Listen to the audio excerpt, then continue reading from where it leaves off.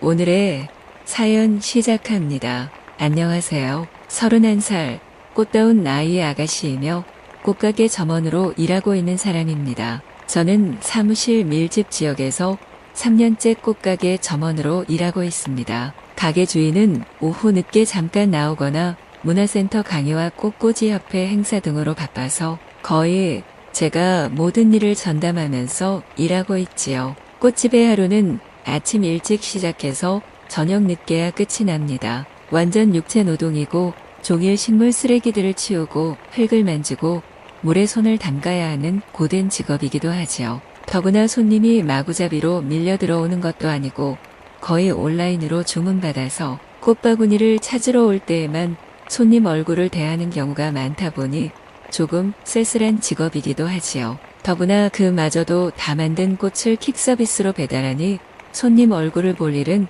거의 없다고 해도 될 정도입니다. 그리고 이런 저의 일상에 멋진 일이 조금씩 일어나고 있습니다. 저희 꽃가게의 온라인 예약 손님 중에 사무실에 꽂을 꽃을 사가시는 30대 중반 정도의 남자 손님이 한 분 계시죠. 이분은 자기 책상에 꽂을 목적으로 꽃 정기 구독을 온라인으로 신청하셨지요. 그래서 제가 그분을 위해서 일주일에 한 번씩 싱싱한 꽃들을 꽃도매 시장에서 떼와서 보기 좋게 배치를 해서는 사무실로 보내드리는 일을 하고 있었습니다. 그날 도매시장에서 제일 싱싱한 것으로 서너 종류를 선별해서 여러 가지 자잘한 식물들과 섞어서 책상 위에 놓을 분량 정도로 보내드리는 것이었고, 저는 우리 가게만의 차별화를 위해서 고객 감사 카드로 항상 직접 써서 함께 보내드렸습니다. 그러자 어느 날 그 손님이 가게로 직접 꽃을 찾으러 오겠다는 메시지를 보내오셨어요.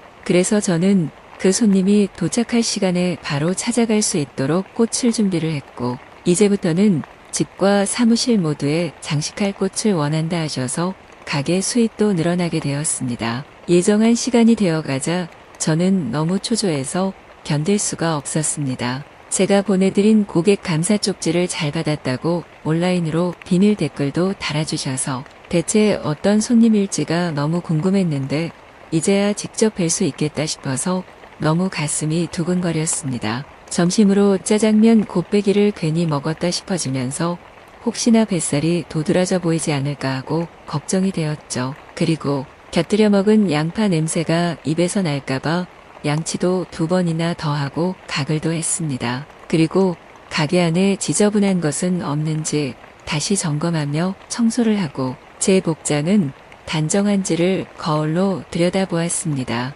최근에 사입은 샤방샤방한 원피스를 입은 것이 아주 적당한 선택이었다고 생각하며 립스틱을 꺼내 다시 덧발랐습니다. 그리고는 핸드백에서 향수를 꺼내 귓가와 손목 안쪽에도 바르고 저의 자랑인 일자형 쇄골뼈가 더욱 도드라져 보이도록 원피스의 네크라인 선도 다시 다잡으며 우아해 보이는 표정으로 일을 하며 시계를 보았습니다. 그리고 드디어 그 손님이 나타나셨죠. 너무 훈남 스타일이었고 깔끔한 수트에 멋들어지지만 도드라지지 않는 구두, 그리고 산뜻한 서류 가방을 든 모습이 너무 멋졌습니다. 저는 속으로 쾌재를 불렀고 한편으로는 그 신나는 마음이 겉으로 드러나지 않게 하려고 무던히도 애를 썼습니다. 손님은 그간에 성의껏 보내준 고객 감사 쪽지가 너무 마음에 와 닿았다며 어느 가게에서도 그렇게 공들여 일일이 적어보내는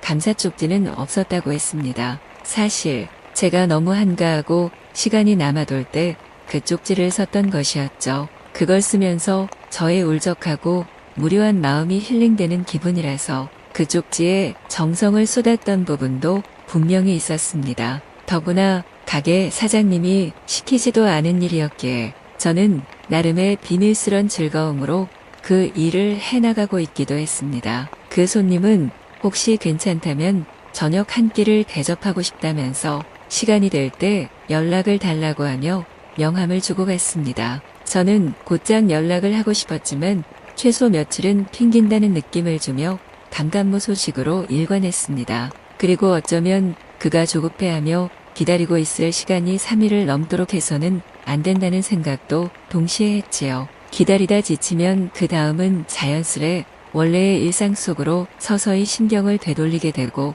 그러다 보면 처음에 가졌던 설레는 마음도 자연스레 사라져버리기 때문에 너무 뜸을 들이는 것은 좋지 않다는 걸 알고 있었던 거죠. 그래서 3일이 막 지나가려던 날에 그에게 문자를 보내서는 이번 주말 저녁 시간에 여유가 있다는 뜻을 이야기했습니다. 그러자 득달같이 그에게서 답장이 왔고 주말에 저녁을 함께 먹게 되었습니다. 우리는 그가 이미 예약을 해둔 맛집에서 웨이팅 없이 바로 입장해서 건강 돌솥밥과 묵은지 등갈비를 먹으며 소주도 한 잔씩 했습니다. 식사를 마치자 그는 저를 그대로 보내기를 아쉬워하는 듯해서 저는 옥상 카페에서 칵테일을 한 잔씩 하자고 했습니다. 주말이라 그런지 건물 옥상에 마련된 루프탑 카페는 불야성을 이루었고 우리는 경쾌한 음악에 맞춰 신나게 춤을 추기도 하면서 즐거운 시간을 보냈습니다. 근처 편의점으로 옮겨서 컵라면을 먹으며 그는 자신에 대해 넌지시 이야기도 하더군요. 항상 바쁘게 살고 자신이 어디에 있는지조차 모른 채 몇 년을 살아왔는데 이젠 연애를 해보고 싶다고도 했고요. 그가 이제 정식으로 제게 연애를 시작하자는 뜻을 알리는 중이란 생각이 들었습니다. 그래서 저도 삶의 권태에 지쳐가며 좁고 어둑한 꽃집 안에서 종일 일해야 하는 상황에 지쳐가고 있었던 것을 이야기했습니다. 내가 다듬는 꽃들은 화사한데 나는 왜 이리 칙칙한 삶을 살고 있나 했던 생각들, 그리고 그 역시도 자신의 일상에 변화를 주고자 꽃 정기 구독을 하던 마음을 이었어. 이제는 연인도 정기 구독하고 싶다고 했습니다. 주말마다 반드시 연인과 전적으로 일상을 보내는 것, 그것을 꼭 지키며 자기 삶의 탄력을 찾고 싶다는 거였죠. 그러면서 그는 제 눈치를 보더니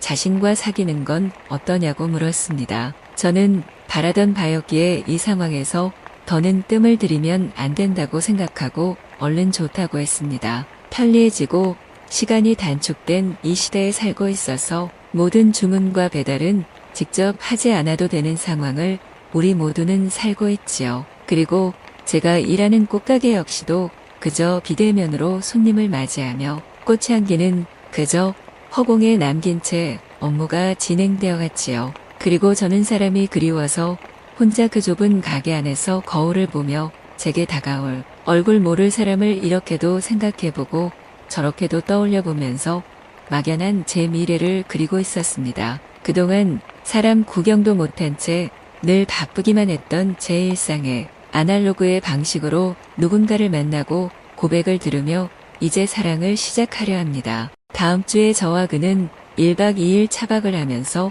지방 여행을 다녀오기로 했습니다. 마음에 드는 장소가 나타나면 차를 세워놓고 밖에다 모닥불을 피워서 불멍도 하고 커피를 마시며 길고 긴 대화를 할 것입니다. 부모님이 뒷보증을 잘못 서서 가족이 뿔뿔이 친척집을 떠돌고 일찌감치 생업전선에 나왔던 그의 아픈 청춘도 들어보고 그 전에 일하던 가게에서 저를 몰아세우며 손찌검했던 상사의 험담도 하면서 시간을 보낼 생각입니다. 세상사 다 귀찮고 모두가 적인 것 같아서 그저 아무 말도 없는 꽃을 바라보며 겨우 위안을 받고 살아왔는데 이젠 누군가 제 편이 하나 생겼다는 생각에 마음이 든든해지네요.